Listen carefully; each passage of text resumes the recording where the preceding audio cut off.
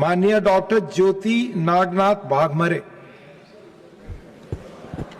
धन्यवाद आदरणीय उपसभापति महोदय। मैं आज इस गरिमामयी सदन में अपनी पार्टी शिवसेना और अपने नेता एकनाथ जी शिंदे साहब की तरफ से national cooperative development corporation bill 2026 के पूर्ण समर्थन में अपनी बात रखने के लिए खड़ी हुई हूँ।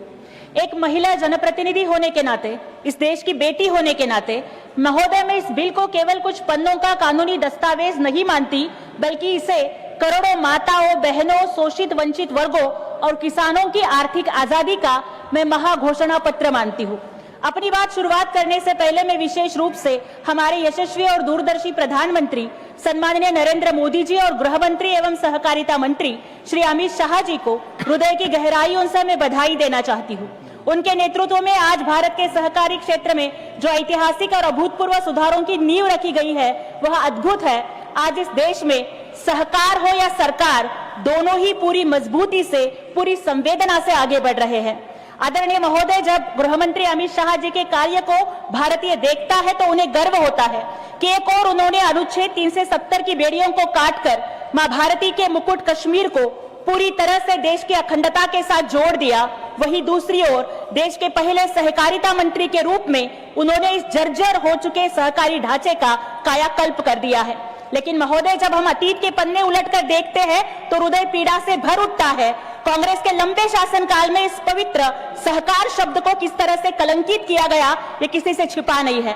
जहां आज हमारी सरकार सहकार से समृद्धि का पावन संकल्प लेकर दिन रात काम कर रही है, वहां कांग्रेस का नारा था सहकार से भ्रष्टाचार। उन्होंने माताओं बहनों की बचत को लूटा और सहकारिता को अपने राजनीतिक स्वार्थ, अपने परिवार और भ्रष्टाचार का अड्डा बना दिया था, और वो लोग सहकारिता के क्षेत्र को दीमक बनकर चिपके रहे।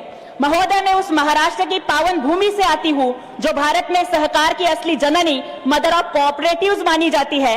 छत्रपति शिवाजी महाराज की इस भूमि ने हमेशा देश को दिशा दी है और मुझे विशेष रूप से आनंद होता है कि सहकारिता के स्टेट मिनिस्टर आदरणीय मुरलीधर जी मोहोळ जी महाराष्ट्र से आते हैं और मैं उनका धन्यवाद करना चाहूंगी। एक महिला के रूप में मैं ये महसूस करती हूँ कि सहकारिता केवल पैसे का लेन देन नहीं है, यह एक कुटुंब है। वसुधैव कुटुंबकम का सबसे जीवंत रूप है। पिछले 5 वर्षों में सहकारिता मंत्रालय ने इंक्लूसिव ग्रोथ का असली और सबसे शक्तिशाली इंजन देश को दिया है। मजबूत संस्थाएं, तेजी से बढ़ता डिजिटल अडॉप्शन, बेहतर इंफ्रास्ट्रक्चर, डायरेक्ट मार्केट एक्सेस ने यह सुनिश्चित किया है कि गांव का पैसा अब गांव में ही रहे और किसान तथा महिलाओं की मेहनत का पूरा मूल्य सीधा उनके हाथ में जाए। एनसीडीसी अमेंडमेंट बिल 2026 इसी पवित्र दिशा में एक बहुत बड़ा मील का पत्थर साबित होने जा रहा है। जब एनसीडीसी को बिना किसी कानूनी अड़चन के सीधे तौर पर पूरे कोऑपरेटिव इकोसिस्टम को फंड करने की आजादी मिलेगी तो विकास के प्रोजेक्ट रॉकेट की गति से पूरेंगे। 30 सेकंड सर। और रेड टेपिज्म का हमेशा के लिए अंत हो जाएगा। मैं सदन के सभी सम्मानित सदस्यों से, यहाँ तक कि विपक्ष के साथियों से भी अपील करती हूँ कि दलगत राजनीति से ऊपर उठकर राजनीतिक रोटियां सेकने के बजाय देश के करोड़ों किसानों, माताओं, बहनों और सहकारिता से जुड़े नागरिकों के व्यापक हित में इस ऐतिहासिक बिल का सर्वसम्मति से समर्थन करें। सहकार के पावन संकल्प से हम हर गाँव को सजाएंगे, माताओं और किसानों का हम सोया भाग्य जगाएंगे। धन्यवाद।